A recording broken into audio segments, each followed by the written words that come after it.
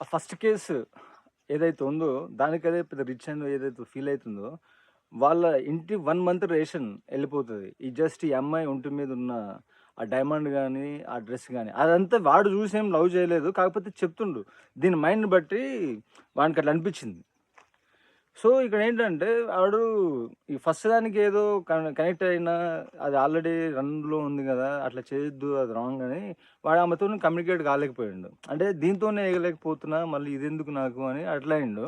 Actually ఇది ఈడిని cheat చేసేసింది. అక్కడనేమో అది మిస్ అయిపోయింది ఏంజెల్. యాక్చువల్లీ దీనివల్ల వాడు బాగా హర్ట్ అయ్యి, డిస్టర్బ్ అయ్యి ఉన్న టైంలో ఆమె కలవడము, ఆమెతోని కమ్యూనికేట్ చేయడం అనేది వాడిని చాలా హీల్ చేసింది ఆ టైంలో. వాడు చాలా సఫర్ అవుతుండే ఆ టైంలో. వీడు దాంట్లో నుంచి బయటకు రాగలిగిండంటే దేవుడు ఒక ఫరిస్తలాగా ఆమెను పంపించిండు, ఆమె వచ్చింది అని వీడు ఫీల్ అయిండు అట్లా. అంటే ఏ రిలేషన్‌లో అయినా సరే ఒకరి వల్ల మనకు స్ట్రెస్ వస్తుంది, ప్రెషర్ వస్తుంది, పెయిన్ వస్తుంది అంటే అది వేస్ట్ ఆఫ్ టైమ్ అది. ఆ రిలేషన్‌కి ఏం వాలిడిటీ లేదు. అది వేస్ట్ వదిలేసేయాలి దాన్ని ఇమ్మీడియేట్‌లీ. మనకు వాళ్ళ వల్ల హ్యాపీనెస్ రావాలి, మనకు పీస్ ఆఫ్ మైండ్ ఉండాలి, మనకు సంతోషం అనేది మరింత రెట్టింపు కావాలి. వాళ్ళ పైన విశ్వాసం అనేది కలగాలి మనకు. అది కరెక్ట్. అందుకని ఓషో ఎప్పుడో చెప్పిండు, move in the way love makes you move.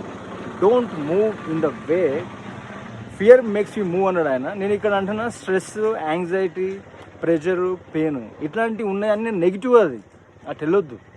మనకి ఎటు సైడ్ వెళ్తే జాయ్, హ్యాపీనెస్, రిజాయిసింగ్, మనకు ఒక కంటైన్మెంట్ వస్తుందో అటువైపు వెళ్ళాలి మనం.